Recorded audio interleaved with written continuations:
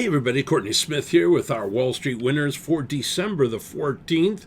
And welcome to the holiday season. This is our holiday disclaimer. All right, S&P took the dip that I told you that it would last week.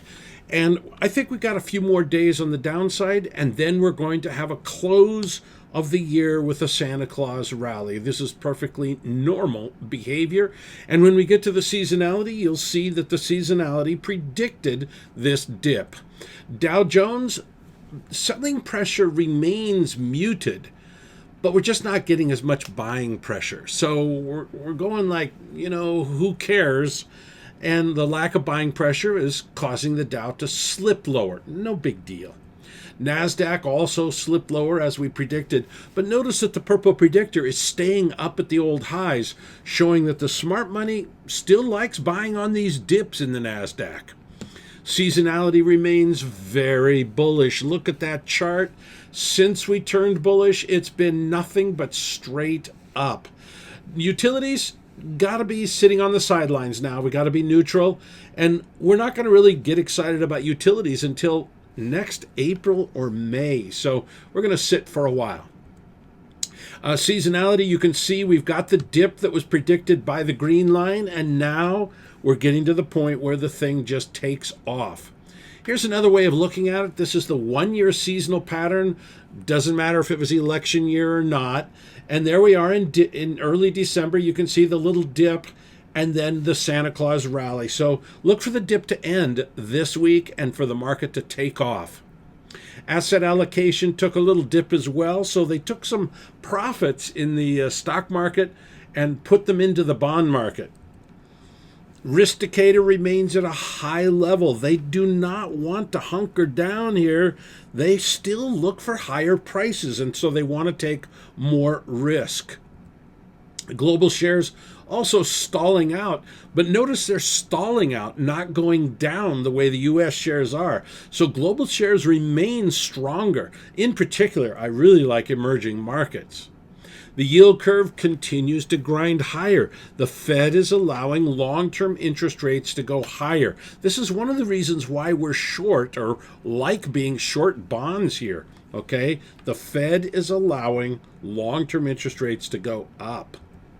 Bonds, there we go. You can see some money came back into the bond market.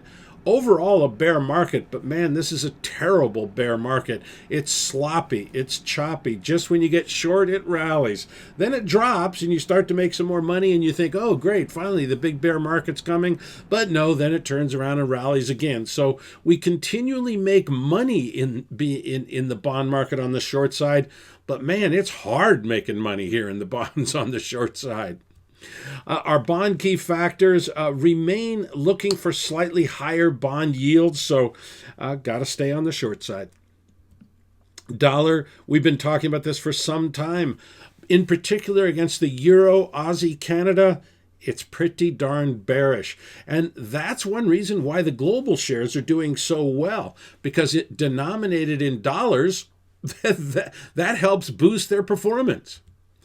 Gold rallied, but then this week we finally started to go down again. Gold just can't seem to get out of its way. But if bonds are going lower, then gold will go lower as well, because lower bond prices means more expensive carrying costs for gold. Gold key indicators, though, remain somewhat bullish, except for the big one, which is interest rates. And also, don't forget, we've talked about this before, the real lack of a wedding season in India has really hurt the gold market as well. Crude oil keeps doing better than I expected.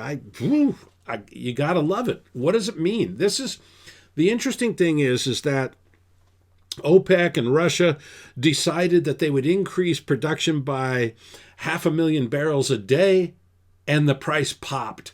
That shows that the market was expecting an even bigger increase in production and isn't getting it. So clearly, global demand for oil is increasing. Bitcoin, we told you, can't really be excited about it anymore. The purple predictor is collapsing. Smart money's selling. You should have been selling last week when we told you to. Hey, freebies, thank you very much for coming by. Love having you here. Fully paid up members, hang on just a second.